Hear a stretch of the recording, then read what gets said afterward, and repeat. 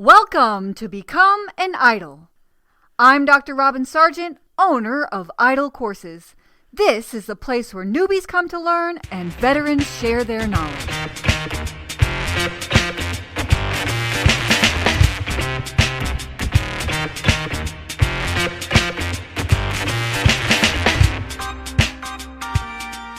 I have here with me today Samuel Apata, and you may recognize his name because I have had him on the Become an Idol show before.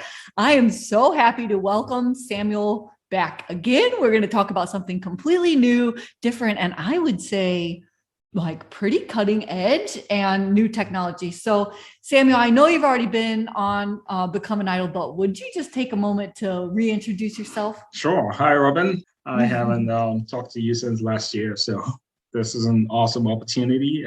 So my name is Samuel. Samuel Apata. I'm a senior instructional designer at Fossil Group. I've been an instructional designer for about 7 years, upwards of 7 years. I do everything from create eLearning to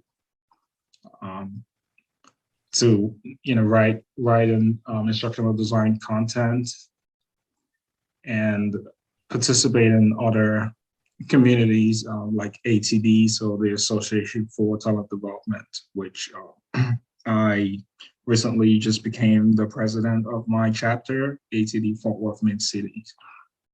My passion really is for developing talent and for training people to be better at their jobs. I also have ventured into other fields like art and animation. Those are fields that I have a lot of passion for as well. Just a little bit. You're the president of your own chapter in ATD. So congratulations on that. That is Thank you so much. A huge accomplishment. A lot of responsibility, I'm sure. I'm finding out. Yeah. You're like, what did I sign up for? Well, it was so interesting seeing what you messaged me, and you want to talk about something that I never even thought about, which is NFTs for e-learning. And before we even talk about like NFTs for e-learning, I think you've got to tell us what is an NFT. Some people have probably heard of it, but right. Just tell everybody else. Yeah, as someone else put it, WTF is an FT. But what? No. NFTs. Oh, WTF is an NFT. I got you. Right. NFTs are non-fungible tokens. So think of it as if you're exchanging dollar for dollar or exchanging Bitcoin for Bitcoin, for example, that's quite different. In an NFT situation, that amount doesn't one product of NFT does not equal another product, so it's non-fungible, if that makes sense. So it's one the value isn't equal at any one time. Is okay. Actually what it is. So it's just a product that doesn't have doesn't equal another product. So NFTs have pretty much been around for a while, so I know the world is starting to come to light of it. Everyone's it's like the new thing out there, and people are kind of skeptical about what it is or why they even need to care about it. Why am I paying this amount for a piece of JPEG or a PNG file that I could just download? But like I told you before becoming an instructional designer, I'm an artist first. So, I'm a trained artist. I do paintings and animation and other forms of art, expressions. So, just coming from that background, it's the value that we place in products is we think of products in a different way than just commodities, which is what NFTs, what the whole concept of NFTs are about. So that's all about having art that has its own type of value. Exactly. For art's sake, right? Yes. Other than like if you're buying shampoo, Exactly. well, then the value is, a Right. small markup on what it takes to manufacture. So it's like, $4 a bottle of shampoo Exactly. or whatever. Yeah. Whereas if it's a painting of shampoo done by Andy Warhol Yes. or whatever, then that painting of shampoo could be worth millions. Exactly. And so that's kind of what you're saying is it doesn't necessarily have the same, it doesn't have a value like a commodity. Instead, it's an art value. Yes. Okay, so you mentioned that NFTs could be a JPEG or a PNG. So what you're saying is it's actually like a piece of art and a picture file? Yeah, it's a piece of it sometimes can be considered a piece of art or not all the time. So you can sell a picture, for example. That's not a piece of art, but it's an expression. So it's in a way, I know art is the general use for NFTs, but at the same time, it doesn't have to be something artistic to be an NFT. It's pretty much a digital file that has its own, that's been minted and has its own unique code, which is stored in a blockchain. So pretty much authenticate. So it's authenticated, right? So how do you, all of these files that you see, could be your avatar, could be anything else, like how those files don't have a unique code to them.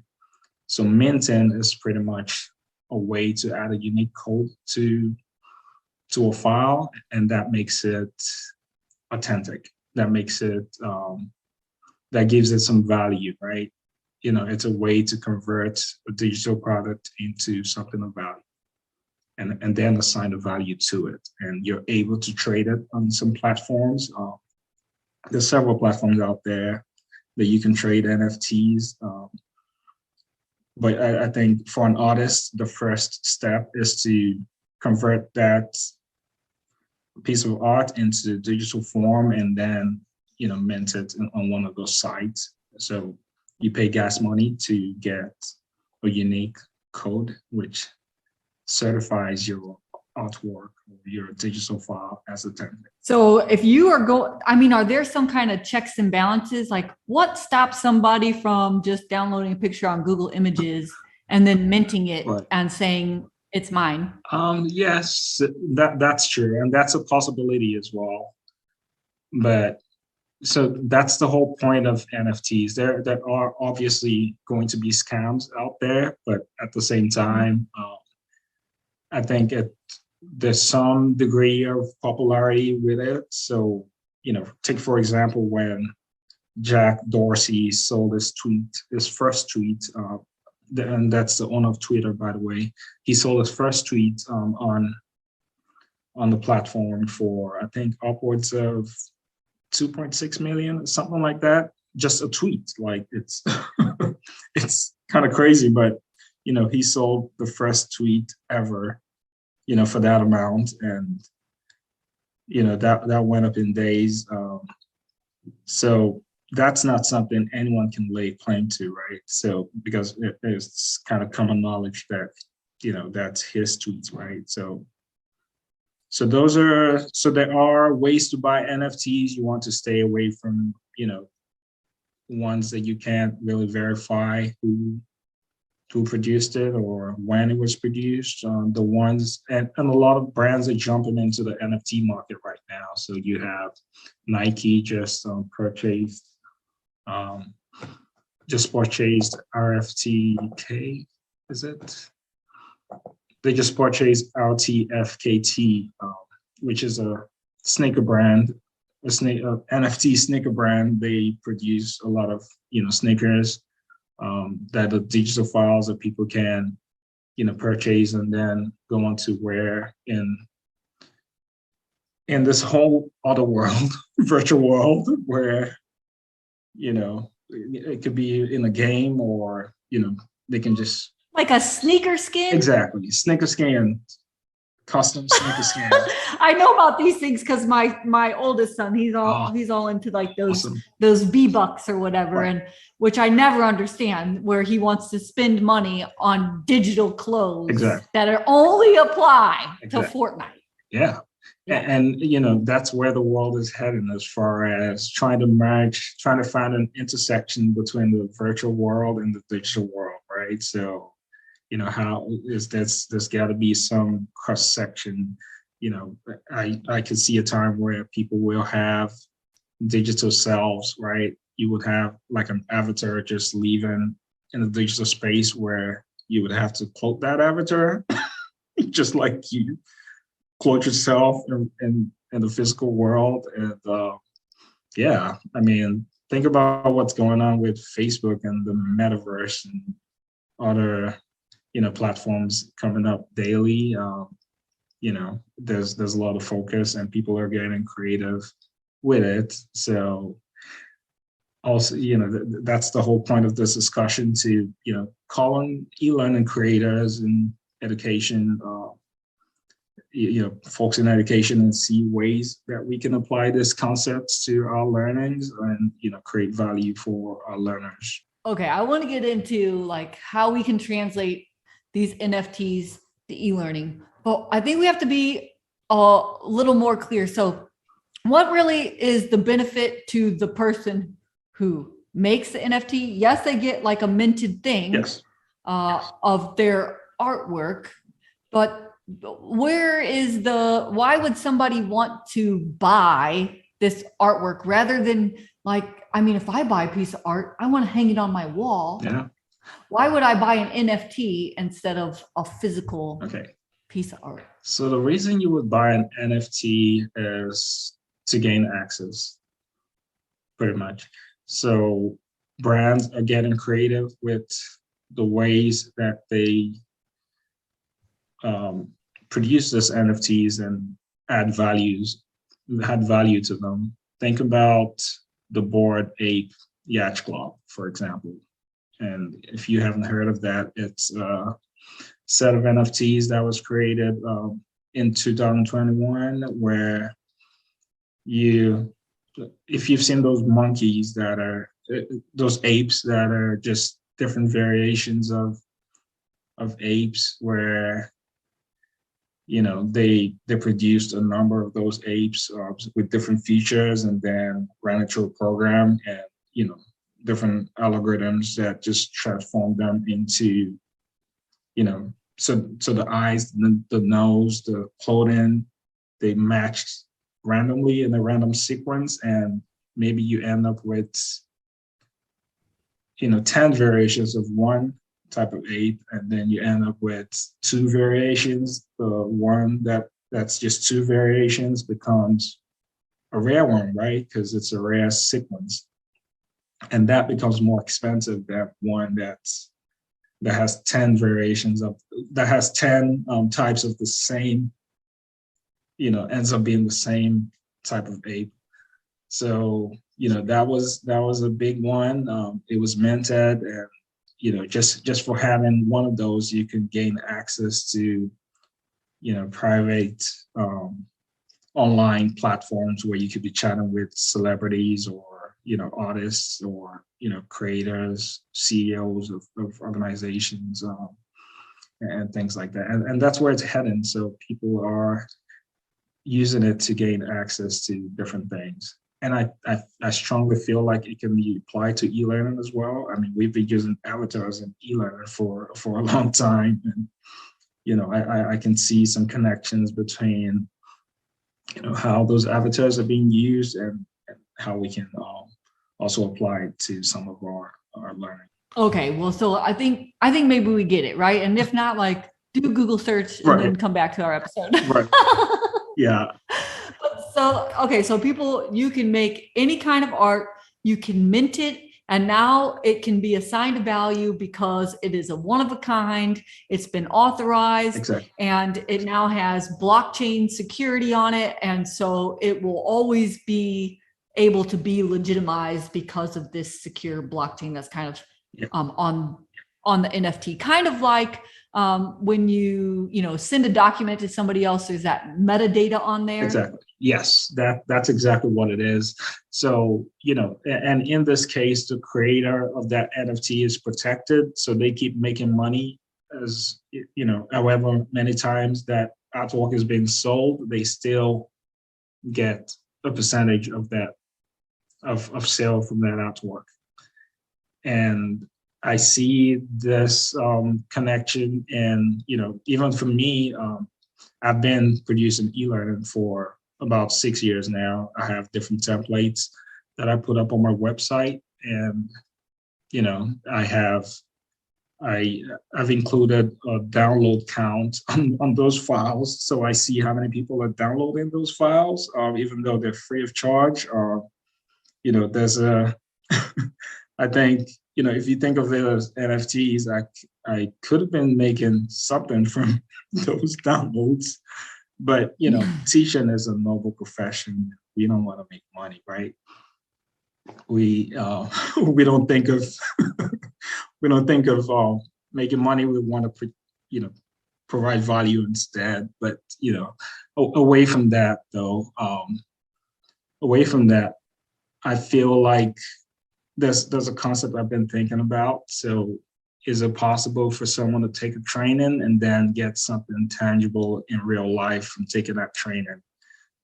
Learners don't just want to play go through a gamified e-learning, win a virtual cup, and how does that translate to the real world? What does that gain? How do they gain access to other things, right? So I think there's some opportunities there if we just consider a little bit deeper.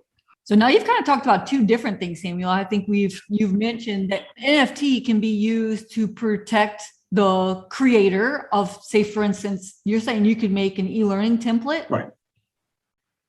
An NFT, and then could you still give an NFT away for free? Yes, so you can make an e-learning template, an NFT, but you would also have to think about the benefits of doing so. And this could be applied to folks that are, selling off-the-shelf trainings, like compliance trainings and things like that.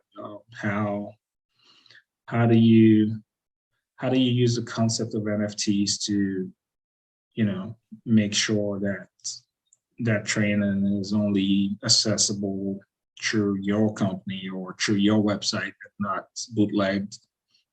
And we worry about these things all the time as creators as well. What if someone downloads your template and tries to sell it or make it theirs? And I've seen a few instances of those happen, where someone presents your work as theirs, without modifying it at all. Like that's happened in the past. So how does Minton help prevent that? Those are all concepts that will come to light in the end. It's still at the early stages, but are there applications? Are there things we need to be thinking about right now? That's the whole point of this conversation. So you think, oh, sorry, I didn't mean to interrupt you. No, I was just going to say that, I'm really interested in NFTs right now, and trying to see if there are other folks out there who want to have these discussions and, kind of brainstorm and come up with some ideas for how we can use it in our industry. Which, of course, they can always find you on LinkedIn if they want to continue this conversation too. Yeah. And so say, for instance, I'm like, yes, this is the coolest e-learning template I've ever made. I'm a total artist. Everything in this template is my own design by hand. I didn't take anything from Free Pick or Unsplash or whatever, right? Exactly. So it's completely designed by me. So because of this, I'm going to mint my e-learning course. Exactly. My e-learning template. And then the thing comes down to like, okay, now you're going to sell your e-learning template. Right. Do you sell it through an NFT channel? And what does that channel look like? I mean, do you check out with PayPal or? Right.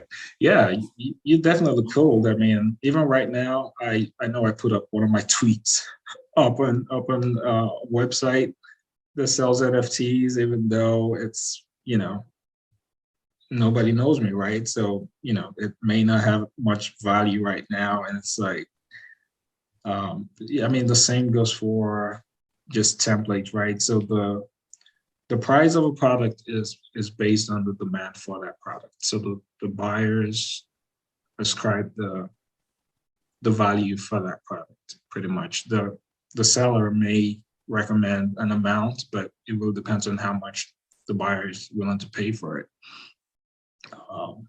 And I mean, not just that, I think it's also more from a how to protect your work perspective than just, making money from it. So it's not, with a piece of art, it could go, it's more about how do you, if you, for example, as a freelancer, you create courses for clients all the time, and, those clients want to sell it on their website and they're not paying you very much for it. How can you make money every time that course is sold?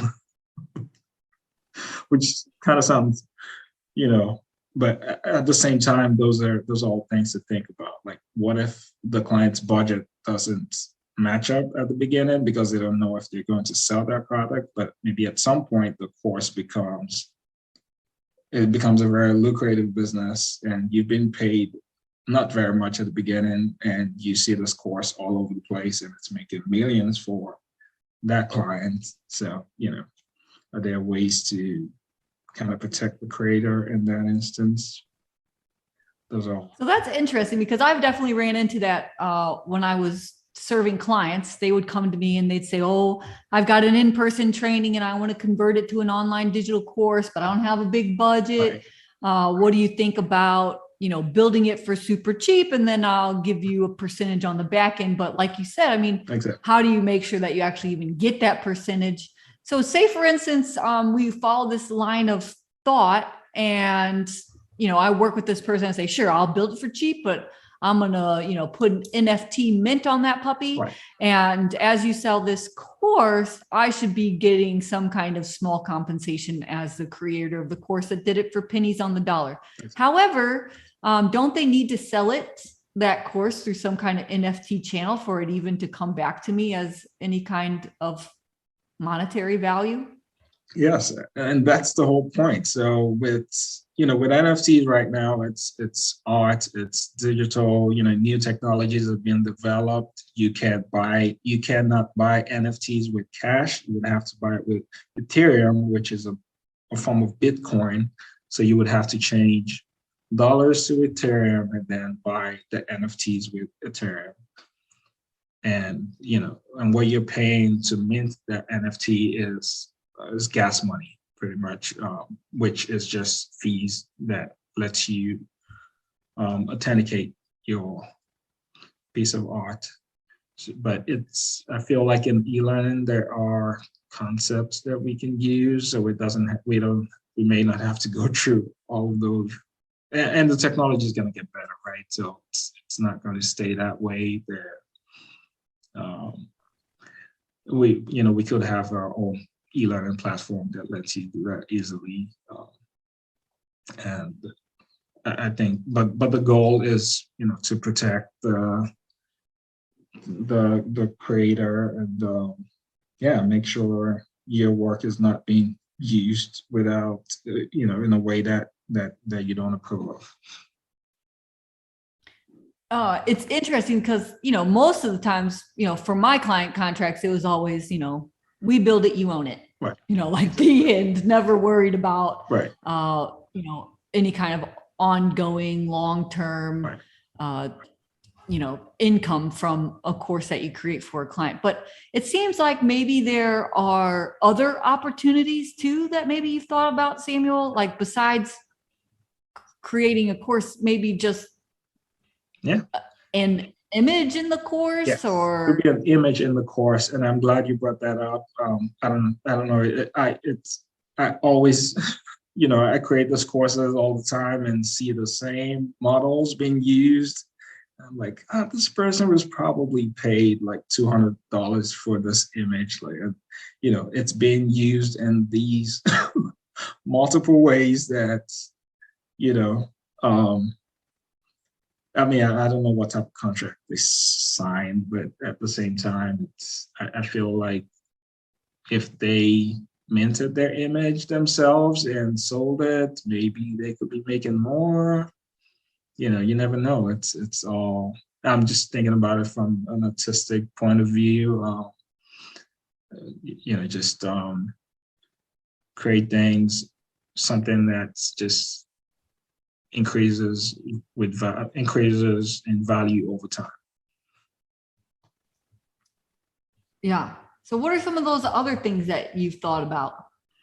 Other things that I've thought about as far as using NFTs is, like I mentioned, just how do you, what are the intersections? How do we start to just training? How do we start to build trainings for the new world, for the metaverse or whatever is coming next? Like, how do we stay ahead of that game? How do we develop tools for use? And just make sure we don't get left behind as far as e-learning development. I feel like we're major players, and how do we become major players in the metaverse? Those are all discussions that I would like to have.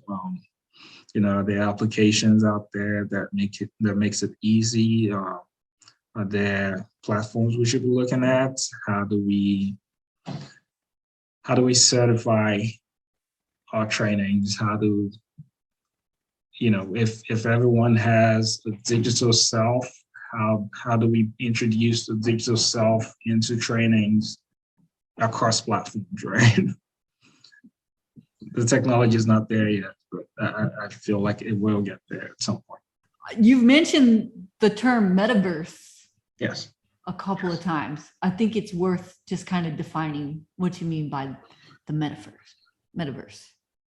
So the metaverse is a concept that has been a sci-fi. It's been in the sci-fi space for a while. Lots of movies. Some movies have referenced it, but I think it was recently brought back by Facebook when they changed their name to Meta.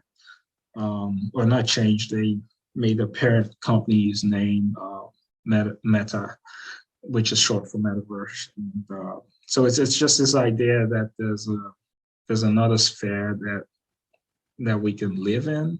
If you've seen Spider-Man or any of those other movies, they talk about Spider-Verse. It's just another dimension that humans could live in, where maybe a different time or a different space. But in reality, it's just an application of a different, a virtual reality world where you can put on a headphone, for example, and think about holograms, and put on headphones and not headphones, a headset, and connect with someone across the world, and it's almost like that they're like, you have your avatar, they have their avatar. You can attend the conference and interact with things in that conference without actually being there. Those are all things that are coming, and just wanting our world of online training to stay on top of it. Oh, okay, I got you. So it's basically like when you go into a virtual reality universe. Exactly. Okay. Yeah. Me out. I think you hit like the very dictionary version. You got all the points in there. But for me, I'm like, okay, virtuality universe. Got it. Okay. So, I see what you're saying. And so in the metaverse, It's all digital things. It's all digital, exactly. Good. yeah, the trees, the avatars, the things that you probably do in there, the physics, like all of it's digital, all of it's some kind of mechanic. Exactly. And there's a lot of art, Yeah. I imagine, Yeah. that goes on in something like that. And if you're going to start thinking about putting trainings Right. in a metaverse, Right. then, you know, how are you going to make sure that all that art, you know, that new art that you have to create that's 3D Yes. even into trainings in the metaverse will then how are you going to, you know, mint it and make sure that it's your own? And then if it's used over and over again in this metaverse, then, you know, getting some kind of Right. compensation acknowledgement Yeah. for that. And, you know, besides that, how do you even, you know, how do you provide access for the learner to experience other things? Think about a scavenger hunt, for example. So, you know, you're asking people to go look for stuff online and, you know, report back, maybe to a training, you know, enter the answers inside of a training, right? Like how do you, what's the cross section right there? Like, how do you make it a more seamless experience for the learner to do those things and still, you know, create a training that's meaningful and impacts them? For example, myself, I'm an instructional designer at Fossil. I do a lot of sales training.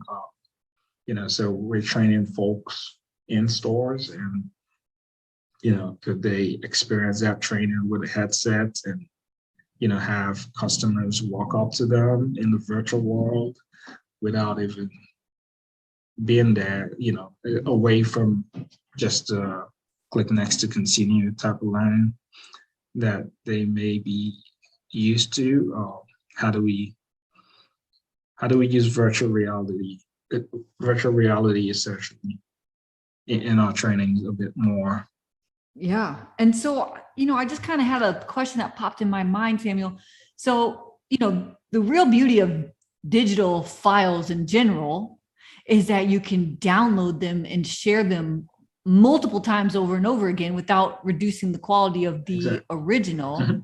Now, you've mentioned that NFTs, you sell them for a value and then you don't make money till that person sells it again. Right. So with NFTs, does it mean it's just one and done, the thing that you've minted, or can you like limit the number of times that it's copied and shared? Kind of like, you know, Bitcoin, there's like only like 1 billion of them, or whatever that number is. Exactly. Is it the same kind of thing with NFTs? Yes, it's yes to all of those. You can limit the number of times that it's produced, and you know, even with so it depends on how it was produced. You know, will depending on, but it's all about making things rare, which drives up the value. I think so. You know, when something is rare, right? Like right now, you can own a piece of Mona Lisa, which is a painting. The same Mona Lisa painting. You can the shares for that painting is being traded on some platforms where you can say, "Oh, I own a piece of that painting," right? And you know the way it is with art, it keeps going up, so the price keeps going up, and you know, in a few years, you can probably make a fortune out of a little investment. If you can find somebody that wants to buy it. Exactly. So at the next trade, you're going to make money, essentially. So what do you think? I mean, we've talked about NFTs, kind of protecting the artist, maybe some ideas about training in the metaverse. But today, what do you think is, you know, your call to action? Is it to further the conversation and the ideas around implementing NFTs in e-learning specifically, right? Because it's a digital training format that would make the most amount of sense. But like, what do you think is like the call to action for that? What do you think is something that somebody could do right now to kind of, you know, play the future game of NFTs? Yeah, I mean, this has given me some sleepless nights as well, just thinking about, okay, how can we apply this to our industry, right? And I think it's just, continuing to be more, continuing to embrace technology and, see where it's going, continue to innovate. There definitely are opportunities to create more engaging learning, and learning that doesn't feel like learning are usually the best. So wherever we're trying to train a new generation of workforce that's, that are used to, playing video games and just having their own avatars and existing in this virtual reality world. That's the next generation of we should be training for, and we as instructional designers need to upskill in that regard so that we can meet them in a place that they already exist or are used to. So just embrace technology, continue to do our research, find out ways to incorporate what we do into their world. And it almost seems like the most ideal way, just kind of from our conversation, to actually, the reason why you'd actually want to make an NFT is if you would want to do something to create a digital skin of some kind. Exactly. Or something that it can be used over and over in that metaverse or any other kind of world where they could use it. Like you said that Nike bought those sneaker skins from that one company. Yes. And it seems like for trainers, if you are designing art that's specifically for training purposes, right. Well, then creating that so that you can sell it to maybe these bigger companies that are building out these virtual reality trainings, they might be interested in buying some of the skins or art that you have. Right. Yeah, that's a possibility. And just also thinking about ways to and incentivize training,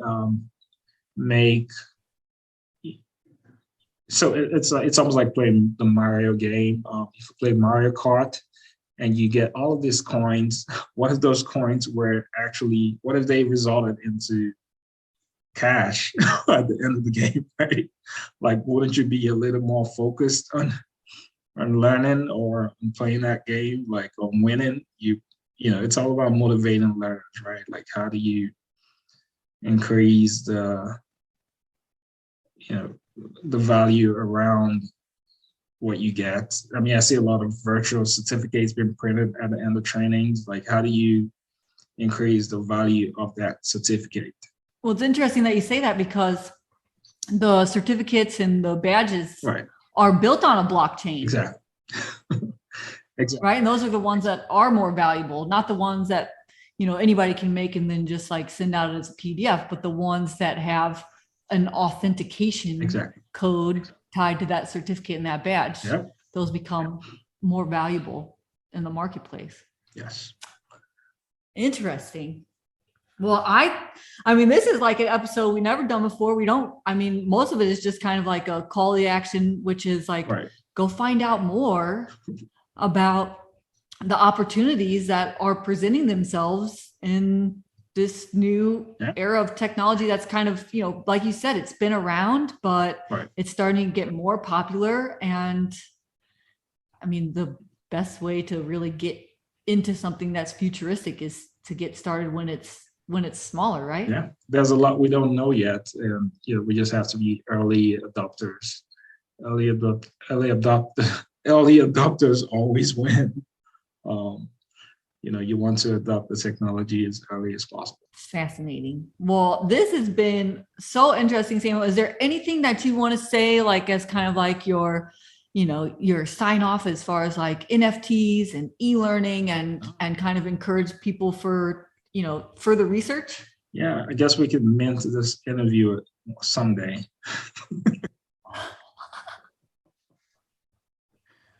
Yeah, that's a possibility too. I mean, you can mint an article, you can mint, anything that you feel in the future might be worth something. Maybe maybe NFTs in e-learning becomes something big tomorrow, and yeah, okay, so how, what are some of the origins and how that started? Like, just, I'm just kidding. It was really nice talking to you about this, though. I think I learned a few things from you as well. So awesome job. Well, I've learned a ton, Samuel, and really this might be a good course topic for a portfolio piece. What are NFTs? Right. And how are they being used in the marketplace, and how could people take advantage of them or something like that? Yeah. So if nothing else, then, just go do some research and create a portfolio piece on NFTs, because so many people have no clue, just like I didn't until we had this conversation. So thank you so much, Samuel, for bringing this to light and in front of our idols. Awesome. Thank you so much. Thanks for having me. Thank you so much for listening. You can find the show notes for this episode at idlecourses.com. If you like this podcast and you want to become an instructional designer and online learning developer, join me in the Idle Courses Academy, where you'll learn to build all the assets you need to land your first instructional design job, early access to this podcast, tutorials for how to use the e-learning authoring tools, templates for everything course building, and paid instructional design experience opportunities. Go to idlecourses.com/academy and enroll or get on the waitlist. Now get out there and build transcendent courses.